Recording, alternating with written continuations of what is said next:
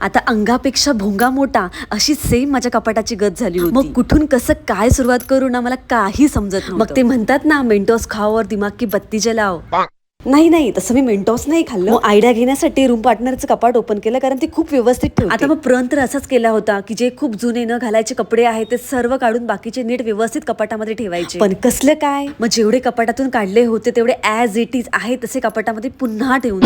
डब्बे तर बघा किती, ते कोणी बघितलं तर असं वाटेल माझा टिफिन सर्व्हिसेसचा बिझनेस आहे की काय. आता बाकी माहित नाही, पण मम्मीने बघितलं तर ती नक्की मला एक पंच देईल, कारण घरातले सर्व टिफिन गायब झाले. मग आधीचे विस्कळीत झालेले कपडे जे कपाटाच्या टोकापर्यंत पोचले होते तेच बघा घड्या घातल्यानंतर किती व्यवस्थित राहिले. विचार केला असाच फोटो काढून अहोंना पाठवूया की दाखवायला, बघा माझ्याकडे किती थोडे कपडे, चला नवीन घेऊन द्या. आधी पोटोबा मग विठोबा असं म्हणत बाकीचं राहिलेलं काम मागे ठेवून काहीतरी खायला बनवूया असा विचार केला. एका रूम पार्टनरने मग गरमागरम असे धपाटे खायला दिले. दुसऱ्या रूम पार्टनरने खूप यम्मी असा रवा केक आणून दिला, जो की आम्ही खूप एन्जॉय करू. आता खरं तर भाजीला ना काहीच नव्हतं, म्हणून मी विचार केला टोमॅटो सारच बनवूया. गरमागरम असं टोमॅटो सार आणि भात असा आजचा बेत होता. पोटोबा केल्यानंतर मग पुन्हा राहिलेली कामं करायला घेतली. आता मग पीजी मध्ये भिंतीऐवजी खिडक्या जास्त असल्यामुळे प्रचंड अशी धूळ हवेबरोबर आतमध्ये येते, त्याच्यामुळे मग सर्व ब्लँकेट बेडशीट हे लगेच खराब होतात. असे सर्व कामं आटोपल्यानंतर भाजी आणण्यासाठी भाजी मार्केटमध्ये निघाली. पावसामुळे भाज्यांचे भाव तर बाबा गगनाला भिडलेत. चलो बाय.